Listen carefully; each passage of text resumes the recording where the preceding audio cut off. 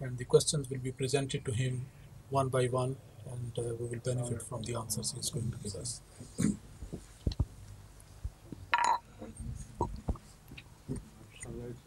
Full class today. Yes, alhamdulillah. Assalamu alaikum.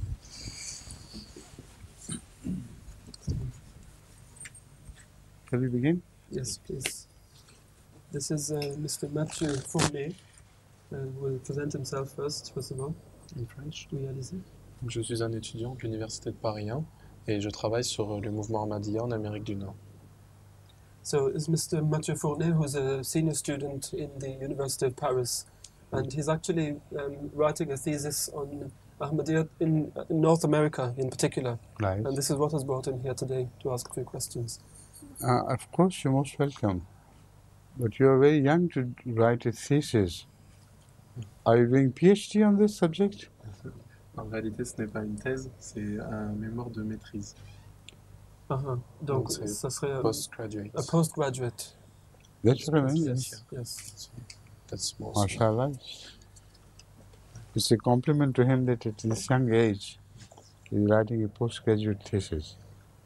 Tell the audience the Yes. same Donc le thing. calife dit que, étant donné que vous êtes très jeune, donc il vous fait le compliment que vous ayez pu accomplir cela à un si jeune âge. Merci beaucoup. Shall we begin with your question then, Merci. please? Je voudrais tout d'abord vous remercier de m'accueillir dans cette émission. Merci. Ma première question sera, selon vous, quels sont les facteurs qui ont aidé les Ahmadis à s'intégrer en Occident, en particulier en Amérique du Nord? So first of all, I'd like to thank Hazur for having given me the permission to participate in this program. The question is, according to Hazur, which are the reasons which have helped the Ahmadis to integrate themselves in the West and in particular in North America? North Africa? North America. Didn't you say Africa first? No, America. I've got a bit of a cold, maybe that's why it's not coming out so well. I'm sorry. I heard you wrong. He's making research on Ahmadiyyat in North America Yes. and Western countries of Europe, right? You see, the most important thing which I feel is appealing to the Western mind is our rationality. We emphasize rationality, and we believe that rationality can never be separated from true religion. If it is separated, then religion is wrong, because it's impossible to believe in an irrational God. So either of the two things are essential. Either the concept of rationality is held by some stupid people and they're wrong in that concept. Because we know many religious people try to prove their beliefs to be correct with the help of so-called rationality. We can suggest a touchstone to understand that this is a wrong attempt, it is not rationality. It's very easy to prove, because if the same so-called rationality is exported to other countries, they would not accept it.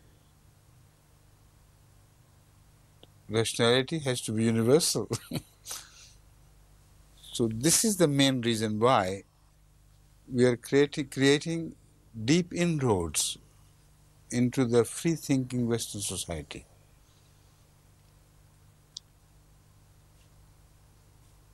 Right? Thank you. Sa sainteté le calife dit que la chose la plus importante qui a trait à l'Ahmadiyya et qui attire l'esprit occidental est notre rationalité. Et en fait, la rationalité ne peut pas être dissociée de la religion, car s'il y a séparation entre la religion et la rationalité, c'est que la religion doit être fausse. Alors, soit le concept de la rationalité est tenu par des gens stupides et des gens qui ont tort, ou bien la rationalité doit être juste. Bien des personnages religieux essaient de prouver la véracité de leur religion en utilisant, soi-disant, la rationalité. Mais nous pouvons prouver que leur tentative, en fait, est erronée car la rationalité, étant donné qu'elle est, elle est universelle, elle peut être acceptée par tous, parce qu'il n'y a qu'une seule rationalité, et bien si leur religion n'est pas acceptée par les uns, mais par d'autres, c'est qu'il y a quelque chose qui va mal. Donc en fait, c'est cette rationalité que nous avons qui nous a permis de faire des brèches dans les populations occidentales en particulier et qui les a attirées vers nous. Please. Thanks. Nous savons que la reine de Saba, donc la monarchie de la reine de Saba, n'est pas condamnée dans le Coran, est acceptée.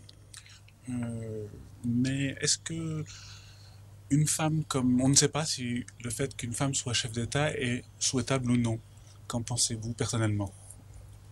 The Holy Quran does not condemn the the monarchy of the Queen of Saba, of Sheba, as such. But according to Huzur, is this the monarchy held by a woman, or the power of state held by a woman, a thing to be desired or not? The question, I think, is wrongly posed. A thing to be desired is the part of the question against which I object. As far as the monarchy of women is concerned, they have equal rights with men to govern any state. But to desire women's monarchy is something quite a different story. One should desire only the monarchy of some person who is strictly just, honest, and kind to the people of the state. Justice and honesty are not enough. It is extremely important for a monarch to be really kind to his people or her people. So if these conditions are met in any monarch, whether it is she or he, such a monarch is most welcome according to my understanding of Islamic concept of government. Sa sainteté dit que je crois que la question a été mal posée, car la monarchie des femmes n'est pas une chose que l'on doit désirer en particulier, car en fait les hommes et les femmes ont les mêmes droits de gouverner, d'avoir des pouvoirs au niveau gouvernemental. Ce que l'on devrait souhaiter en fait, c'est avoir une personne juste, honnête et bonne envers les sujets donc de ce roi ou de cette reine. La justice ne suffit pas, il faut aussi être bon envers ses sujets. Donc si la personne en question a ces qualités-là, eh bien cette personne serait en droit d'être dans une monarchie selon les principes du Coran, comme je les comprends, dit le calife. Please. La question, c'est le verset, vient d'un verset, c'est le verset numéro 39 du chapitre 7. À la fin de ce verset, Allah dit « Mais vous ne savez pas ». Pourtant, il vient juste de l'expliquer. Et ça, je ne comprends pas. The question is on verse 39 of Surah 7. Let's see.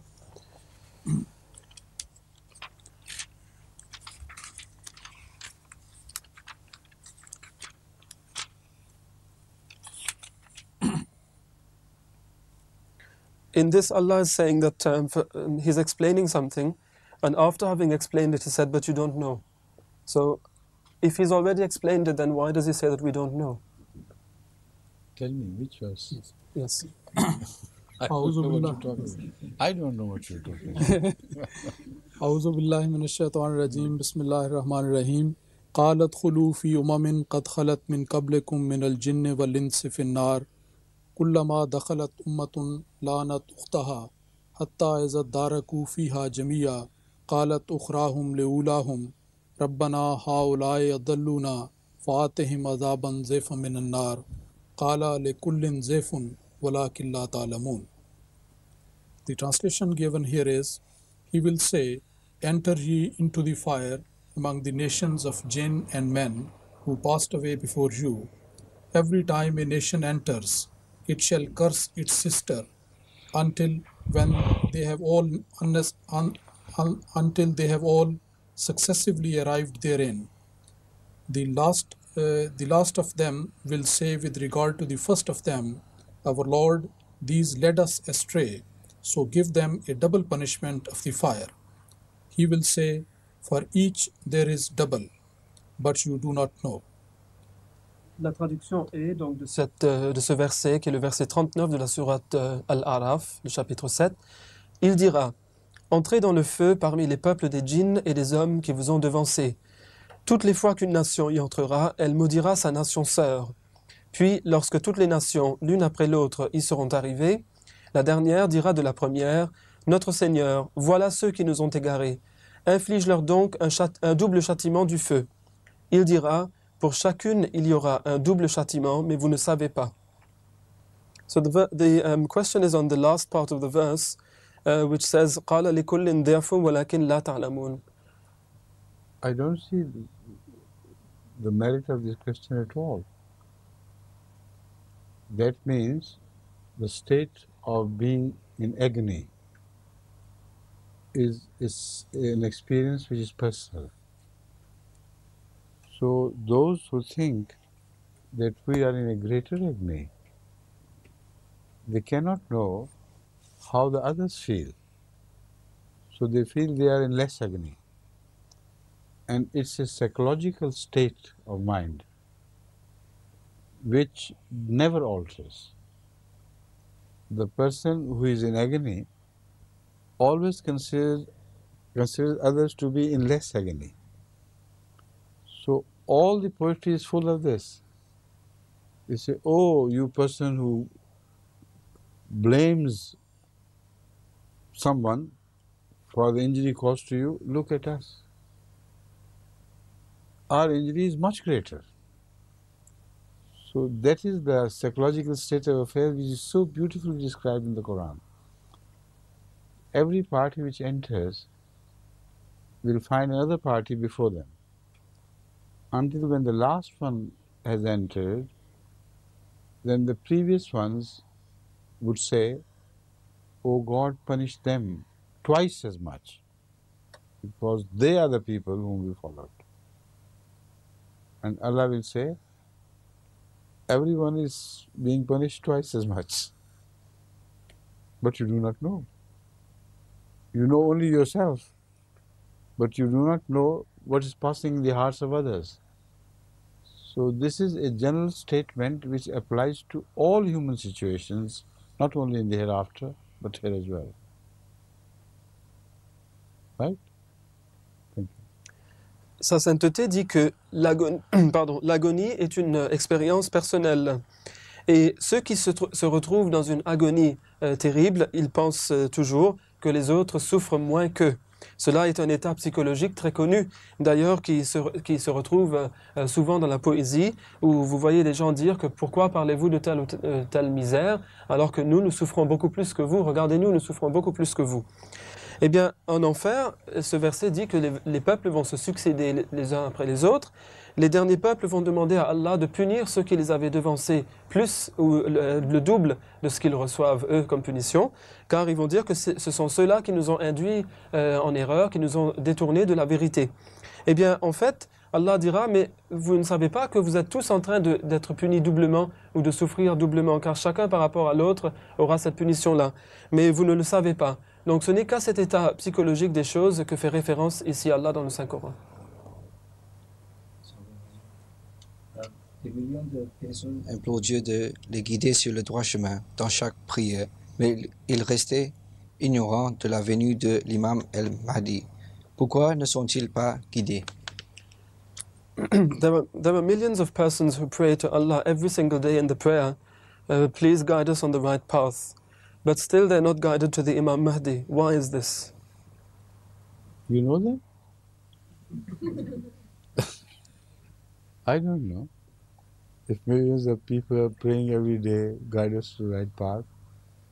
If you mean they're saying prayer, worship, how do you know that their mind is concentrating on what they're saying in the prayers? Most people say, Alhamdulillah, Rabbil Alamin, Rahman, Rahim. They don't know a jot of what is being said. So when you speak to someone, and he knows that you don't know what you're talking about, why should he accept your prayer? Allah knows. So if he rejects, he must know that this is an automatic, natural corollary from this. That God must have known that these people are just doing verbal services, lip services to me, and they don't mean anything. Right? Sa sainteté dit, demande tout d'abord, connaissez-vous ces millions de personnes qui prient à Dieu sincèrement, qu'il les guide sur le droit chemin? Eh bien, le calife dit, moi je ne connais pas des millions de personnes qui prient ainsi. Est-ce que vous savez vraiment s'ils le font et en priant, lorsqu'ils énoncent ces paroles, s'ils se concentrent vraiment sur ce qu'ils disent? Eh bien, moi je sais qu'il y a certainement beaucoup de gens qui prononcent ces paroles de la prière sans comprendre ce qu'ils disent. Ils ne font que répéter des paroles comme ça sans aucun sens. Donc Allah sait mieux. Il sait si la prière est sincère ou pas. S'ils rejettent leur prière, c'est que certainement ces gens ne se concentrent pas sur ce qu'ils disent, ils ne disent que de simples paroles et ne veulent pas vraiment être guidés sur le droit chemin. Please. Sound. J'ai lu des livres de psychologie qui conseillaient de lire un livre avec un thème central en tête. Est-ce que pour la Surah Fatiha, peut-elle servir comme un thème pour l'étude du Coran? I've always been told at school, c'est à l'école qu'on vous a dit ça, j'espère. Non. Livre de psychologie. Ah bon. It was in a book that when you read a book on psychology, that when you read a book you should have a principal theme in your mind while you're reading it. So is it true that we should have the Surah Fatiha in mind as the principal theme of the Quran when we read the Quran? It automatically happens. It's impossible for any reader of the Quran to read while he is concentrating on what is being discussed, and yet not to remember Surah Fatiha, because Surah Fatiha covers every subject the Holy Quran has discussed. So whenever I read the Quran, I'm always reminded by some teaching of Surah Fatiha. And this is how Hazrat Masih Maud al-Islam, the founder of Ahmadiyya community, has expounded various surahs and verses of the Quran. If you read them, you'll be amazed to find a connection between that commentary and some verses of the Surah Fatiha. He continues to build his theme of commentary with the help of Surah Fatiha. So that is what guides my steps as well. Sa sainteté, le calife, dit qu'en fait, cela est une chose tout à fait automatique, car il est impossible qu'un lecteur du Saint-Coran ne voit pas, à chaque moment où il lit le Coran, quelque chose qui lui rappelle la sourate Al-Fatiha, qui est la première sourate du Saint-Coran. Le calife dit que, personnellement, lorsque je lis le Coran, eh bien, il me vient tout le temps à l'esprit un enseignement quelconque de la sourate Al-Fatiha. Et en effet, on voit que le Messie premier, alayhi salam aussi, à chaque fois qu'il a expliqué les versets du Saint-Coran, eh bien, si vous lisez ses commentaires sur ces versets, vous verrez, et c'est très surprenant d'ailleurs, comment ces commentaires se rattachent toujours à la sourate Fatiha. Et c'est ce même principe qui me guide, moi, dit le calife. Next, please. Lorsque le roi d'Afghanistan mit à mort Sayyid Abdul Latif, Allah semble avoir puni tout le peuple. Pourquoi ne pas seulement avoir puni le roi? When the king of Afghanistan put Sayyid Abdul Latif Shahid to death, it seems that Allah has punished after that the whole people. Why did he not just punish the king? Because the king could not dispense justice with fearing his people. The people were unjust, and they still are. Look at what Taliban are doing. So as long as you are unjust, you will continue to be punished by God until that crime is uprooted from among you. So the people were punished because of their influence on the king. King loved Sahibzada Abdul Latif Shahid. He did all that he could to save him. But the mounting pressure from the Afghan people, it made it impossible for him to treat Hazrat Sahibzada Sahib with justice, if not with kindness. So the criminal is punished. King also was punished because he followed the will of the people while he knew it was wrong. Right?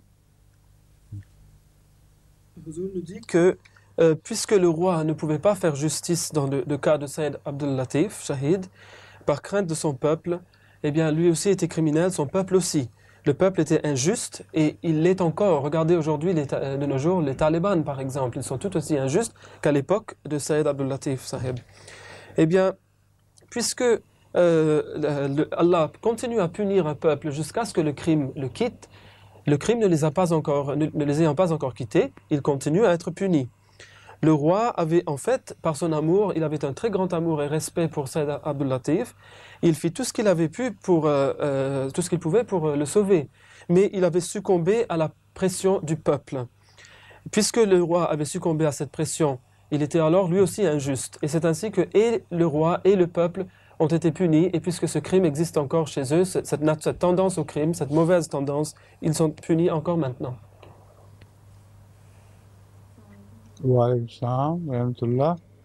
D'après le verset 2 du chapitre 66, quelle est cette chose qu'Allah a rendue licite au saint prophète et que ce dernier s'est interdit? Yes, it's chapter 66, verse 2.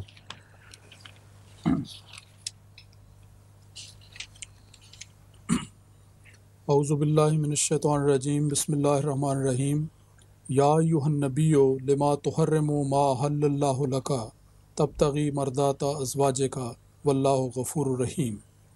Translation is, O Prophet, why do you forbid that which Allah has made lawful to thee? You seek the pleasure of your wives, and Allah is most forgiving, merciful. Il s'agit ici du verset 2 de la sourate At-Tahrim, qui est le chapitre 66 du Saint-Coran. La traduction est comme suit. Ô prophète, pourquoi t'interdis-tu ce qu'Allah t'a rendu licite? Tu cherches à plaire à tes épouses, et Allah est très pardonnant, miséricordieux. So the question is, what is this thing which Allah had made? I'll answer that. Yes. But first of all, let me remind you that the translation is sometimes misleading. When the translator says, why do you forbid? Read it. Yes. O Prophet, why do you forbid that which Allah has made? It appears from this translation that whatever his wives do not like, he forbids others also to abstain from that. It is absolutely wrong. This impression is 100% incorrect. Whatever Allah said is forbidden upon Muslims, it remained forbidden upon Muslims. Here, forbidding applies to only himself. For instance, you can eat any meat which is not forbidden, like chicken, fish, etc., birds, and so on. It is not forbidden. You can eat mutton, you can eat beef. If properly slaughtered, they're not forbidden.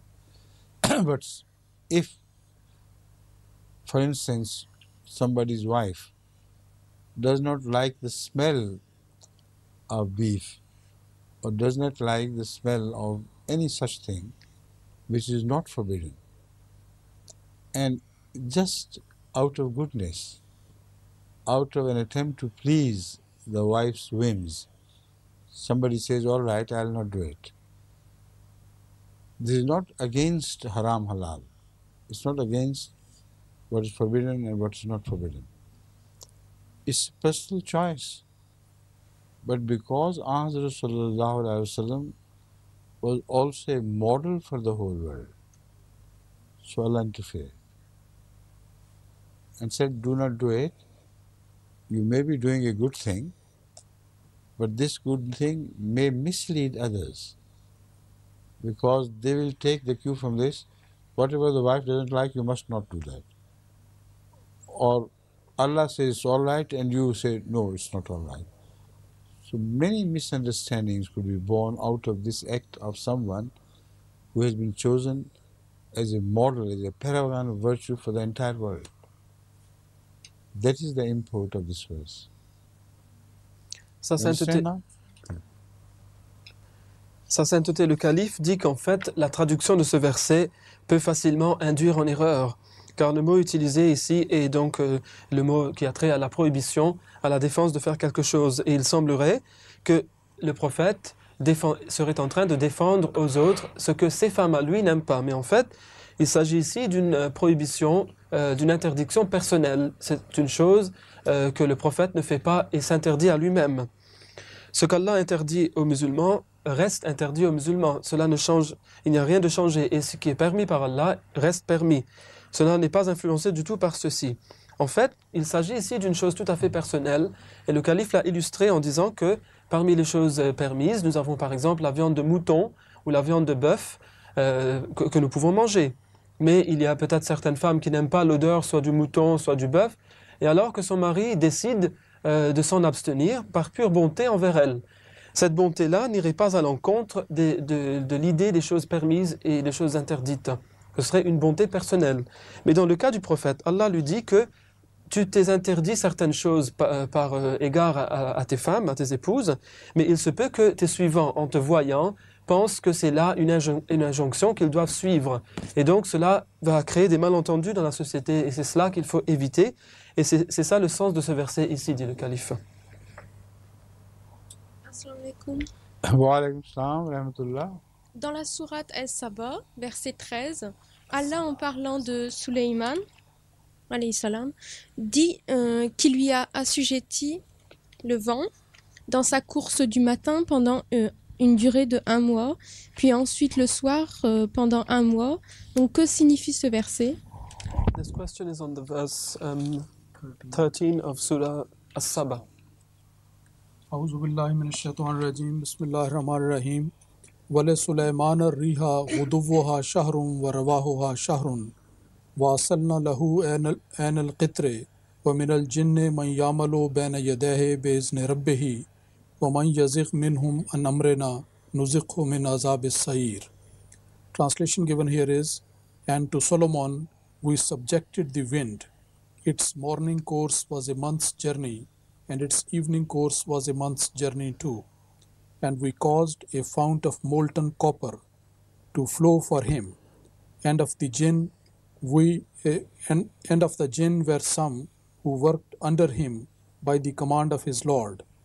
And we said that whoever of them turned away from our command, we would make him taste the punishment of the burning fire. La traduction du verset 13 de la sourate 34 est « Et à Salomon nous assujettîmes le vent.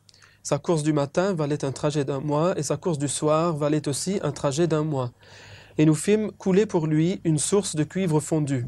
Et parmi les djinns, certains travaillaient à son service, par le commandement de son Seigneur, et nous leur avions dit que si l'un quelconque d'entre eux se détournait de notre commandement, nous lui ferions goûter le châtiment du feu brûlant. » The question is on the first part of the verse here, and it's what is meant by its morning course was a month's journey, and its evening course was a month's journey.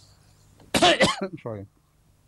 In fact, in the area where the Holy Quran is talking about, the winds change their courses and directions from winter to summer. They kept blowing in one direction during one season and started blowing in the opposite direction the other season. And they were very fast winds. And if you consider the movement of the winds, comparing that with the man on foot, this expression is not at all surprising. A man on foot can walk for 30 days. He will be able to cover, or he may not be able to cover, the distance that a wind covers during that period. You understand? So wind covers the distance in 30 days, which the humans cannot on foot. This is a simple statement. Sa sainteté le calife dit que en fait l'endroit où cette partie du monde dont parle le Coran ici est telle que l'on y voit les vents souffler dans une direction dans une certaine saison, et lorsque la saison change, les vents soufflent dans une autre direction. Et ces vents sont très rapides, et la vitesse de ces vents, comparée à celle d'un homme à pied, est telle que si un homme, comme le calife le dit, c'est très facile à comprendre, un homme, lorsqu'il marche, il a une certaine vitesse, les vents dépassent cela de beaucoup. Et leur vitesse était comparable, donc, dans une seule matinée donc à celle la distance qu'ils auraient parcourue serait pareille à celle qu'aurait parcouru un homme en 30 jours, par exemple. Ou peut-être que l'homme ne pourrait pas parcourir autant de distance. Et donc, c'est ça que veut dire le Coran ici. Now the question you should ask, how could God make this wind serve the cause of Solomon?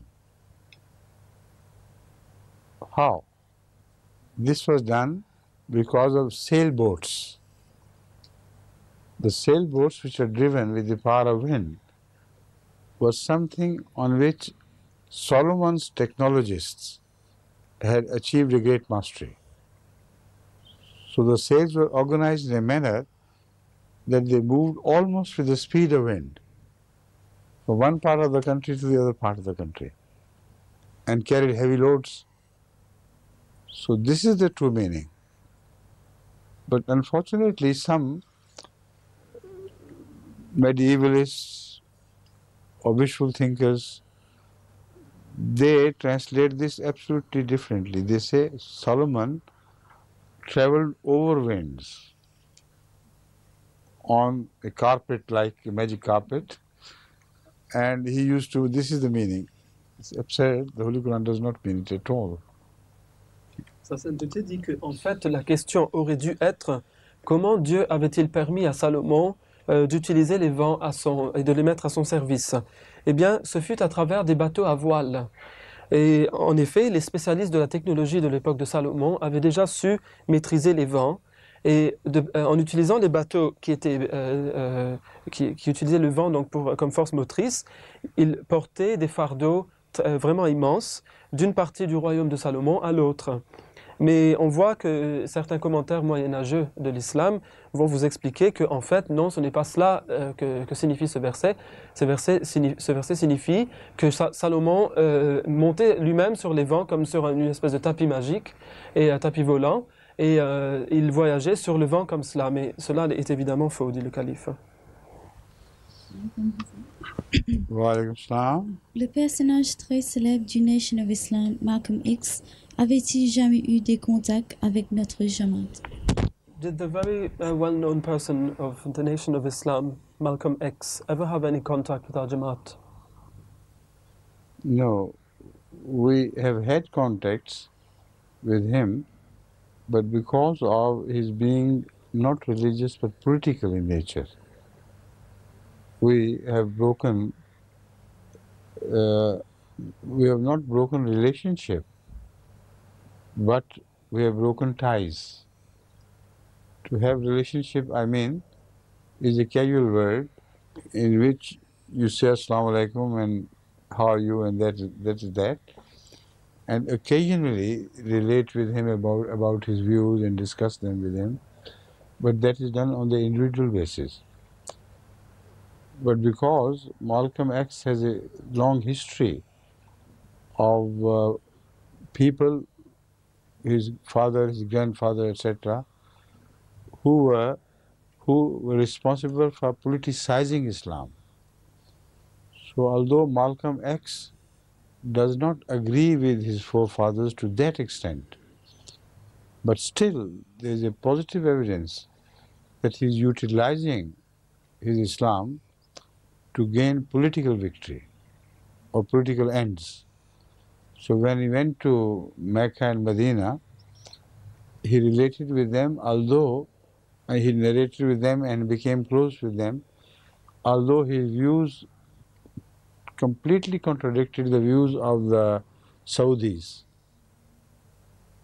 So there he showed his milder face, because there he saw the power of wealth and the power of a great, so-called great country which was fully blessed by Americans.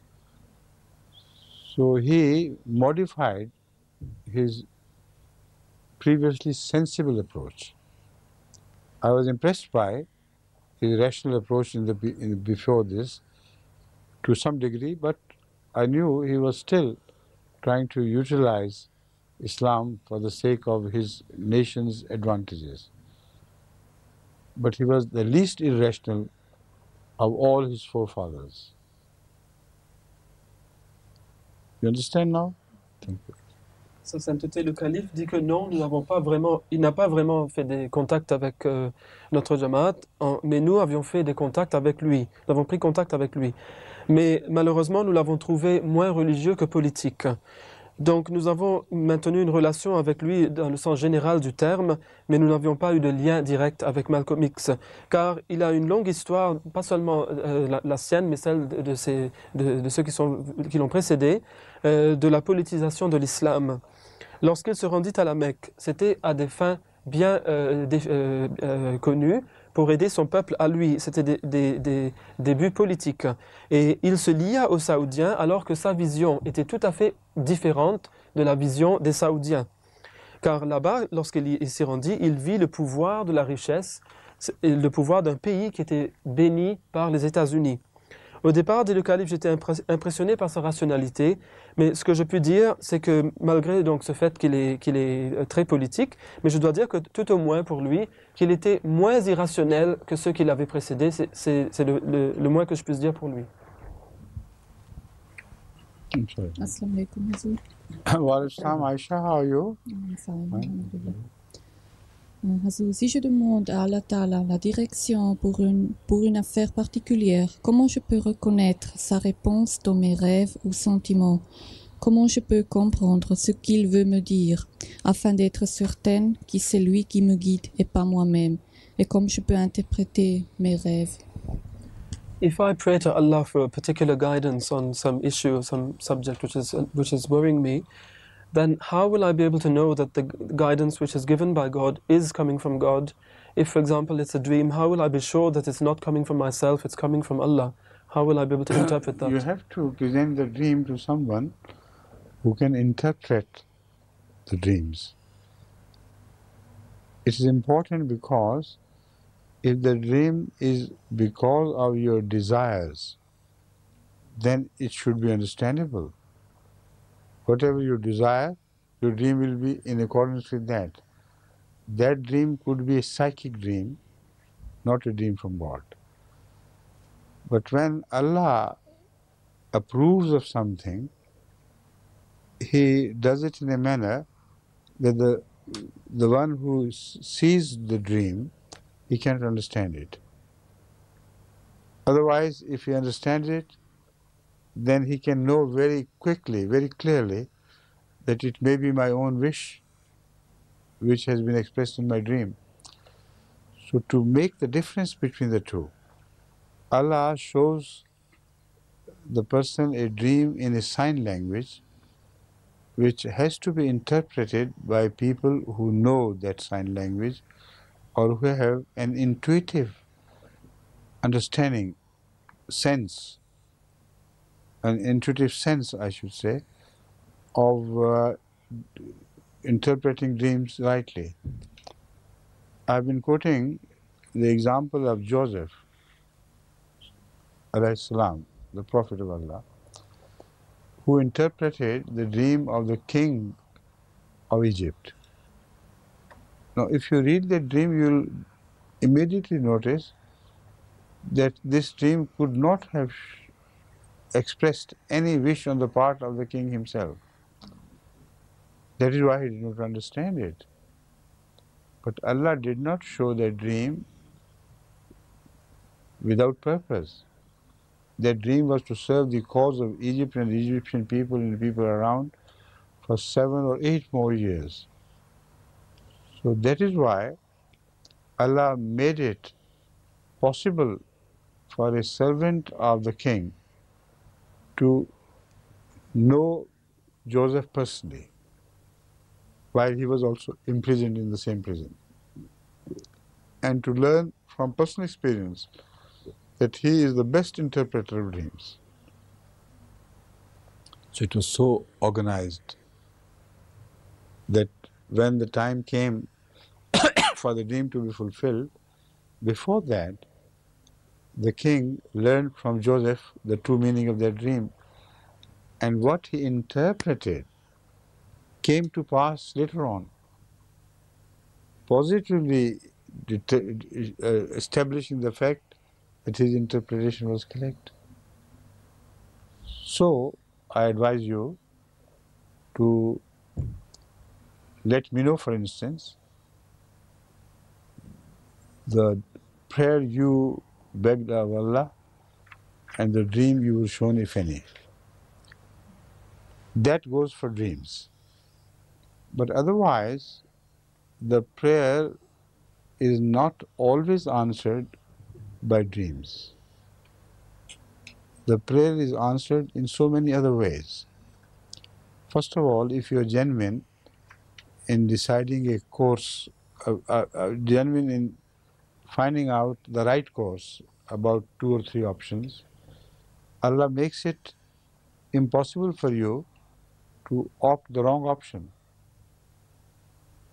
The other wrong options just dissipate and you're left with only, practically, you're left with only one option. That is one way. And the second way is to give you peace of mind about a certain option, while about others you do not have that peace of mind. And that peace of mind is so positive, so clear, it's impossible for you to be in doubt about your peace of mind regarding a certain option. So these are different ways of Allah accepting the prayer of a humble servant of His, be it a man or a woman. Understand? Sa Sainteté, le calife dit que, en fait, il vous faut présenter votre rêve à une personne qui sait l'interpréter. Si le rêve est venu à cause de vos propres désirs, ce rêve-là pourrait bien être un rêve psychique et ne vient pas de Dieu. Lorsque Dieu approuve une chose, il fait voir à la personne un rêve qu'elle pourra comprendre très clairement. Allah fait souvent voir des rêves dans un langage de signes qui ne peuvent être interprétés que par des gens qui ont cette intuition interne qui leur permet de comprendre ce langage. J'ai déjà cité le cas de Joseph, que la paix soit sur lui, lorsqu'il avait interprété le rêve du roi d'Égypte.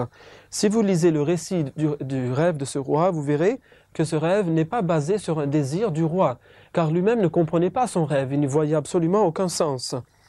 Mais Dieu n'a pas montré ce rêve sans raison. Ce rêve avait le but, de servir la cause de toute l'Égypte, et cela pendant plusieurs années.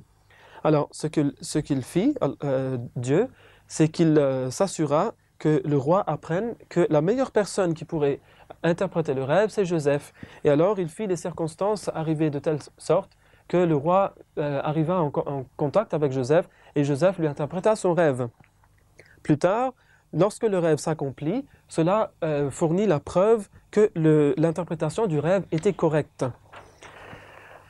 Le calife dit donc, informez-moi de la prière que vous aviez faite et aussi du rêve que vous faites par la suite. Et alors je pourrai vous aider à comprendre cela. Sinon, il faut savoir que les prières ne retrouvent pas toujours leur réponse par le biais des rêves. Si votre prière est sincère, Allah parfois vous empêche de choisir les mauvaises options. Quelque chose se passe pour que vous ne choisissiez pas les mauvaises options, mais les bonnes. Cela sans montrer de rêve. Aussi, une deuxième façon, c'est que Dieu peut vous donner la paix de l'âme, alors que vous n'êtes pas en paix avec une option quelconque. Mais tout à coup, Dieu vous donne cette paix de l'âme et d'une façon inexplicable, vous savez que c'est ça la bonne chose pour vous, et c'est ainsi que Dieu vous guide et il répond à votre prière.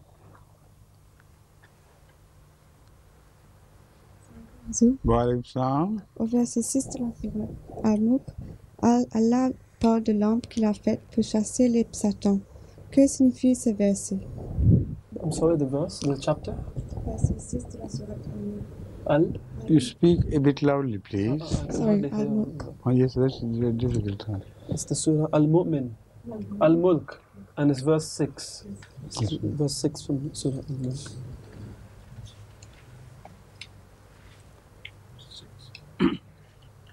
أعوذ بالله من الشيطان الرجيم بسم الله الرحمن الرحيم وَلَقَدْ زَيَّنَّا السَّمَاءَ الدُّنْيَا بِمَصَابِيحَ وَجَعَلْنَاهَا رُجُومًا لِلشَّيَاطِينِ وَأَعْتَدْنَا لَهُمْ عَذَابَ السَّعِيرِ. Translation here: And verily we have adorned the lowest heaven with lamps, and we have made them the means of driving away Satans, and we have prepared for them the punishment of the blazing fire. Yes, I suppose the Surah has guessed the question. What does this verse mean? This Satans and the lamps and all these things. You see, the fact which is described here is a scientific fact. And it should not be misread by imagining certain Satans with bodies entering the heaven, going upward and so on and so forth. The movement which is described is exactly the opposite. The heavenly bodies, where they are meteors or asteroids, they go on moving around in space. And when they try to enter the earth, if a protective measure is not taken against their so-called entry that is unlawful according to Allah, and Allah does not desire them to cause any damage to earth, then they are burnt in the mid-air. And when they are burnt, they leave a long tail of fire behind, as though the tail of fire was pursuing them. It does actually pursue them, in the sense it follows them until they are extinguished in mid-air, or drop somewhere where they cannot do any damage. So in a nutshell, this is the phenomenon, scientific phenomenon, of how Allah has provided us protection from unnecessary bombardment by the asteroids, etc., that this verse is speaking of. If you study that in detail, you'll be amazed how exactly this is what happens. Donc la question portait sur le verset 6 du chapitre 67. La traduction est: Et en vérité, nous avons orné le ciel le plus bas de lampes, et nous les avons faites pour chasser les satans, et pour eux, nous avons préparé le châtiment du feu flambant. Alors, le calife dit qu'en fait, il s'agit ici d'un fait scientifique. Il ne faut pas mal lire, il ne faut pas imaginer qu'il y a une situation où il y a des satans qui entrent dans le ciel, etc., avec des corps, donc de façon physique, pas du tout. C'est tout à fait l'opposé de cela. En fait, les corps célestes, tels les météorites, les astéroïdes, etc., on sait qu'ils bougent constamment dans l'espace. Et s'il n'y avait pas de mesures de protection, ces choses créeraient une destruction terrible sur la Terre. Donc, lorsqu'ils ne vont pas servir un but quelconque selon la volonté de Dieu, lorsqu'ils entrent dans l'atmosphère, ils sont brûlés. Et lorsqu'ils sont en train de brûler, on voit derrière eux une queue lumineuse qui apparemment les poursuit ou les suit. Et donc c'est à ce phénomène que fait référence ici Dieu. Et il parle de ce fait scientifique où ces météorites sont carbonisées, sont brûlées avant qu'ils entrent dans l'atmosphère pour qu'ils ne puissent pas causer des dégâts.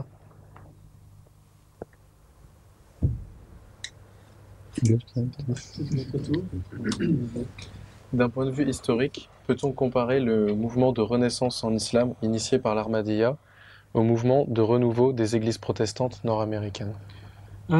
From a historical point of view, could we compare the movement of renewal within Ahmadiyyat, which has been initiated by Ahmadiyyat, to the revival situation we've seen in Protestant churches in North America?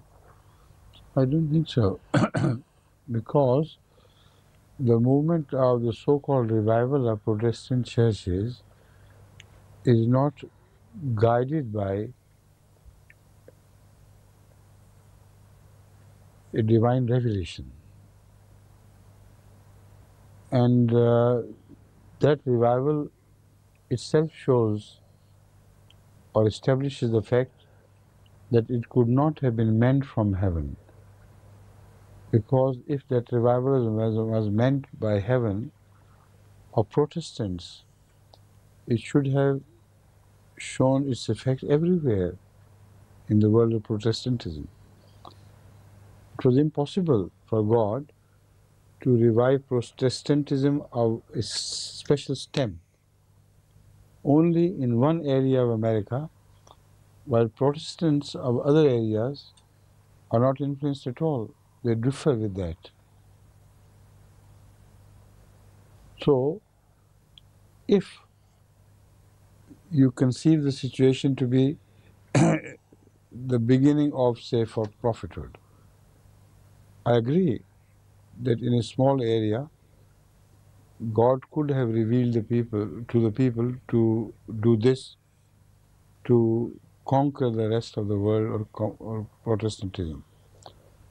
But then the signs should have been shown that such groups, which are in fact cults, they must have the signs of Allah's help with them, and they must continue to grow from an insignificant position to a much greater position. Again, one thing is worthy of note, that when Allah sends somebody with a message for the revival of religion, the entire world around said that person revolts against that message. It's a law of God which you will never find contradicted anywhere in history. Look at the beginning of all religions. Whenever someone claimed to be from God, he was invariably opposed.